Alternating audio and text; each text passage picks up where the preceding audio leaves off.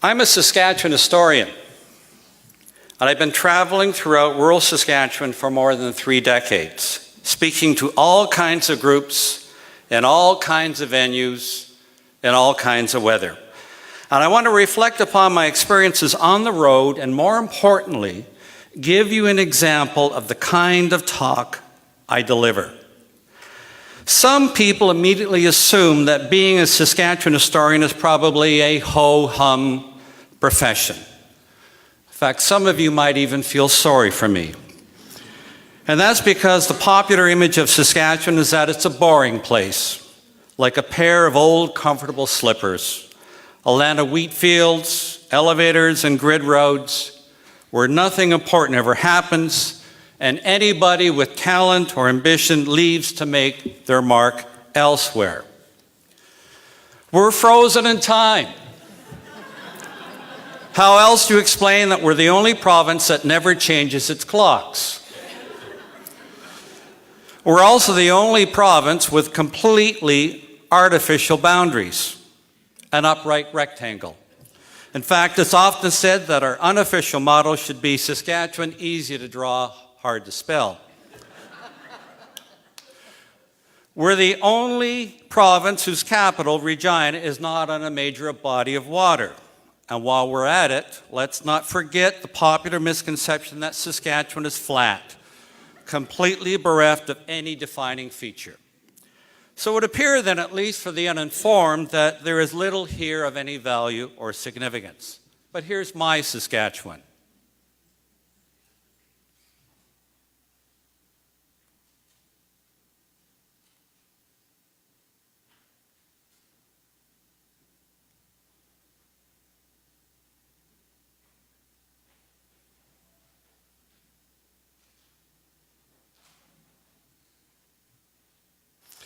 I suggest to you then, like the popular mental images of this place, that we really don't know Saskatchewan history and what it has to offer.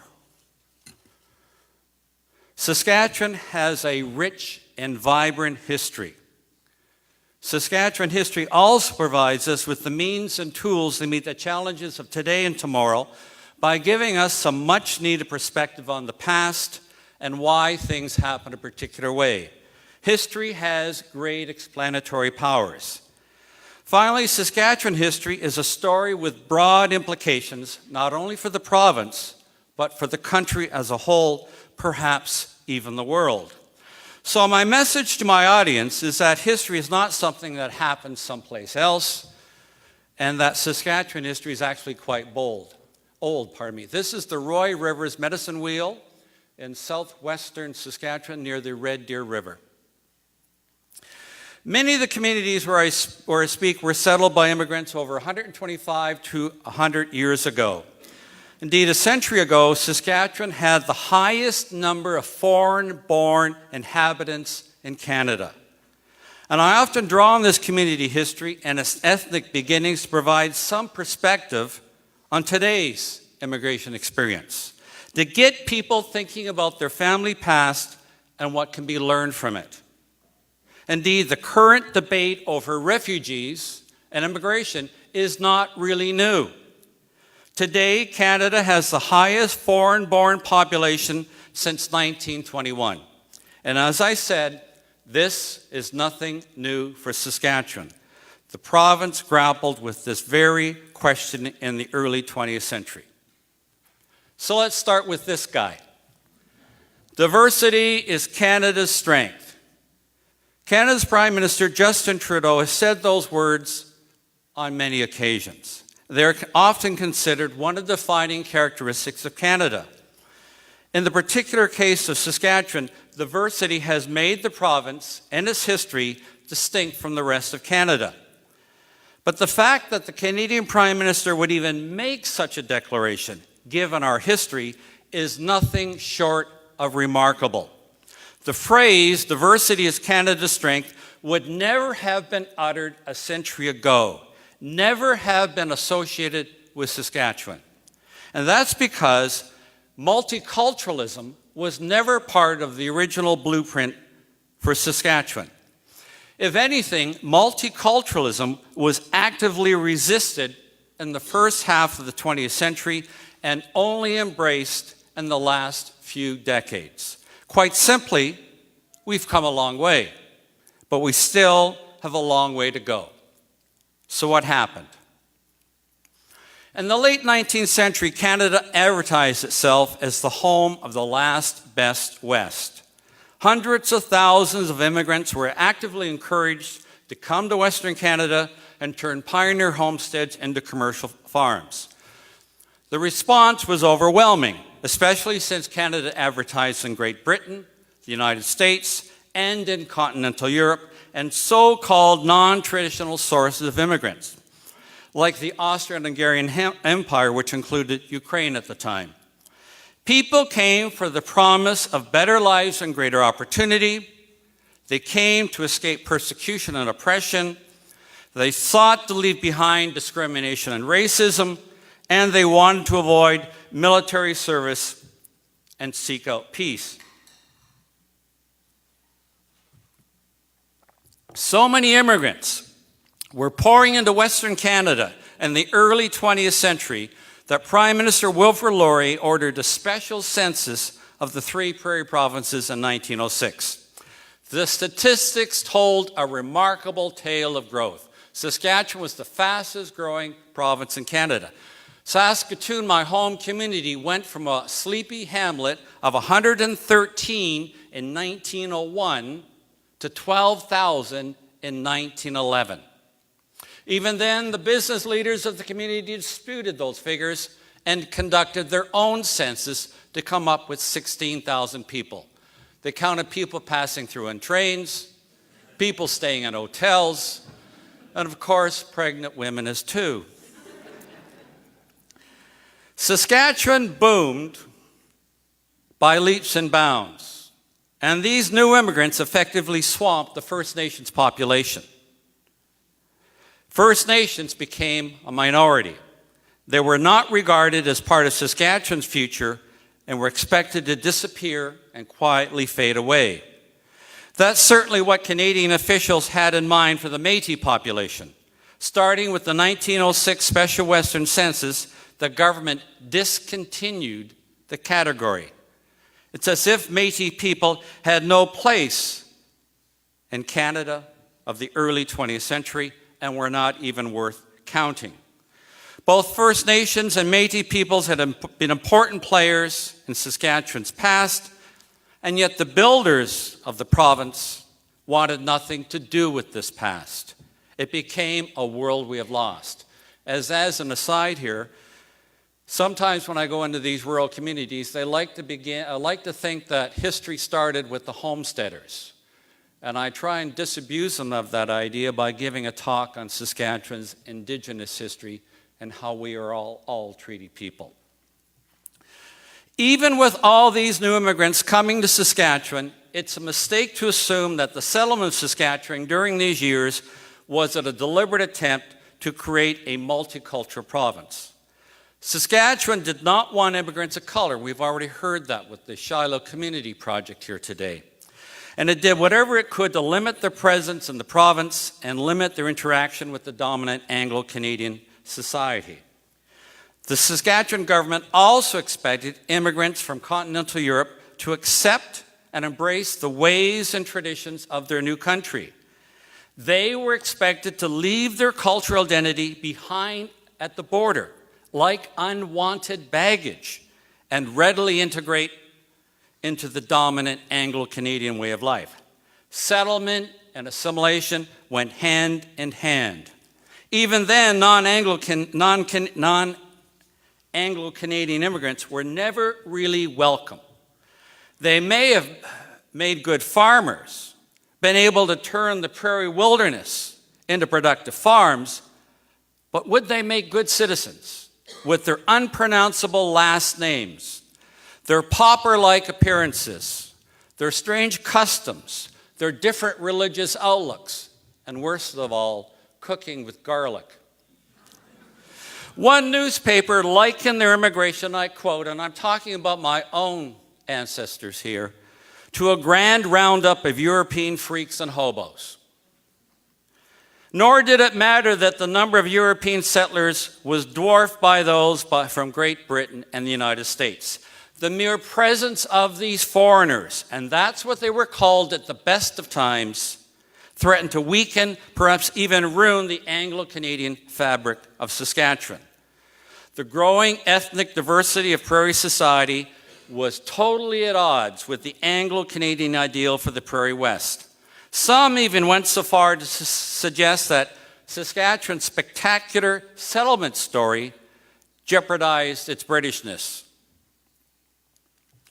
Saskatchewan Premier J.T.M. Anderson portrayed, quote, the foreign element as the greatest threat to Canada's future well-being. That's the Saskatchewan Premier. What about an Anglican bishop? He maintained that the country was in danger of becoming a mongrel nation. I quote, the real question at stake is not whether these people can grow potatoes, but whether you would like your daughter or granddaughter to marry them. The issue was even debated at the University of Saskatchewan. This is pre-Trump border wall, by the way. E.H. Oliver, the first professor of history at the University of Saskatchewan, said of continental Europeans and their place in Saskatchewan society, and I quote, we need the artist, the poet, the thinker, the musician, and composer, quite as much as the sewer digger and the track layer, he concluded. It's high time we encourage these people to bring their best to us. Some of them possess rare genius. What Oliver did not appreciate was that there were poets, thinkers, and musicians amongst these peoples who decided to make the province their new home, but they faced outright prejudice and discrimination. This concern about the cultural makeup of the province dominated Saskatchewan political life during the first third of the 20th century. By the 1920s, many residents of British origin had come to regard the persistence of ethnic identities as a blight on the province's future and actively pushed for cultural uniformity. Some had even begun to question whether the integration of continental European immigrants into the larger society was desirable, let alone possible, and called for an end to the kind of immigration that had made the province the third most populous province in Canada in the 1920s with the most ethnically diverse population. In fact, there was an angry atmosphere in Saskatchewan at the time. People were upset that their province was being hijacked. Diversity, to go back to my opening remarks then, was not seen as Saskatchewan's strength. Rather, diversity would cause Saskatchewan's downfall. This is where I take a break here. Yes, ladies and gentlemen, that is a pipe-smoking dog.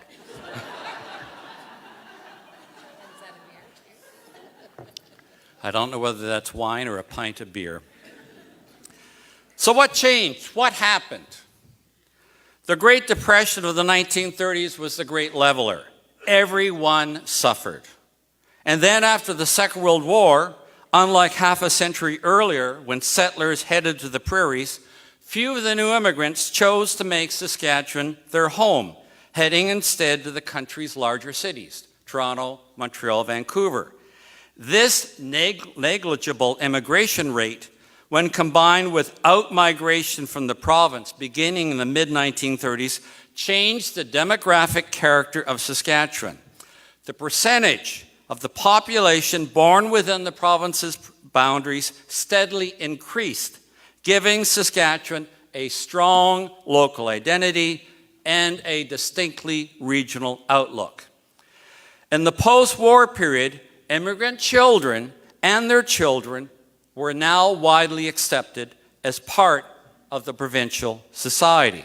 In other words, whereas continental European immigrants were once seen as a blight on Saskatchewan, they were an essential part of the province's future by the middle of the 20th century. This acceptance of multiculturalism was confirmed in 1986 when Saskatchewan formally adopted the provincial motto, for many people's strength. And there's the irony. Multiculturalism, and with it the acceptance and accommodation of diversity was never championed in Saskatchewan in the first part of the 20th century, even though it's widely regarded today as part of the region's historical identity. In retrospect, then, for many people, strength is not simply a provincial motto for Saskatchewan today.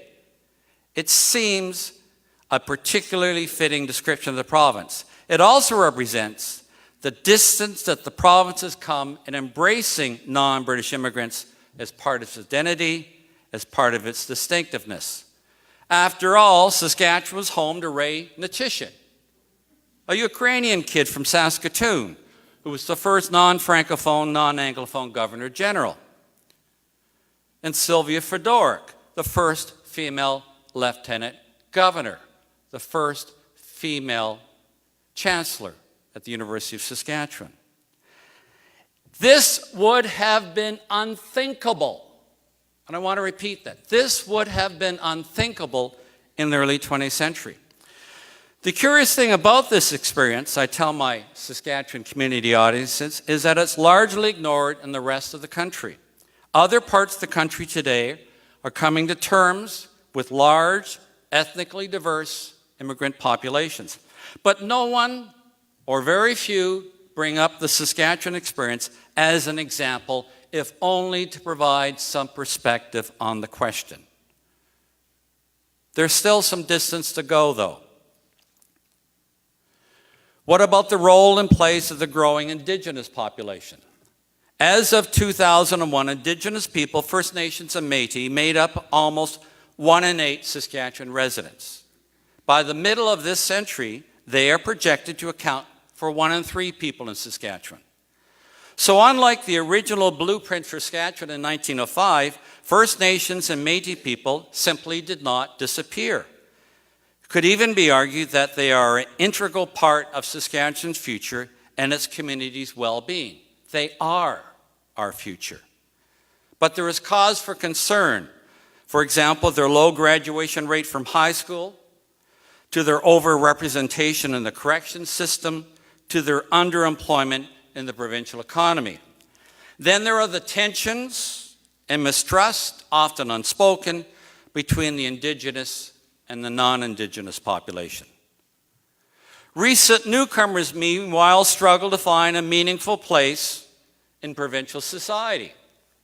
And a recent national survey, between 35 and 40% of Canadians think there are too many immigrants coming to the country.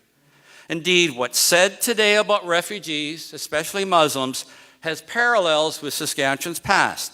They worship differently. Didn't I say that about the early 20th century? They have different cultural traditions. They have too many children. They can't be trusted. Their allegiance lies elsewhere. I could go on, but the point is that the same criticisms that were once leveled against continental Europeans a century ago are now being leveled against new immigrants today. And these new immigrants are not any different from immigrants a century ago. They have come to Saskatchewan for a better life, if not for themselves, then for their children and their children's children. So look at them.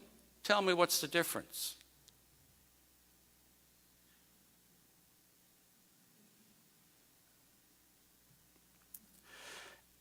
We need to draw on Saskatchewan history. We need to learn from the past and not repeat the nastiness of the early 20th century. And if you don't like that, team, what about that one? The road to the future for Saskatchewan is going to be bumpy. Solutions will be found. It's just that there are no easy answers. What we need to do in Saskatchewan, though, and other parts of the country, is take inspiration from something that was said on September 22nd, 1992, when 700 invited guests and dignitaries gathered at the new Waiser Heritage Park just north of Saskatoon to witness the signing of the Treaty Land Entitlement Agreement that day. In his remarks, Premier Roy Romanow, look, another Ukrainian, Premier. In his remarks that day, Premier Roy Romano used the occasion to remind the audience that Saskatchewan had to embrace its Indigenous people and different immigrant groups, or the province's future would be compromised, if not lost. This is what Romano said in 1992. We have great reason to be proud, great reason to celebrate. We're acknowledging our shared destiny. In the search for solutions, I tell my community audiences, we need to constantly remind ourselves, embrace what former Premier Romano called our shared destiny. Our shared destiny. Those words cannot be uttered enough these days. Merci.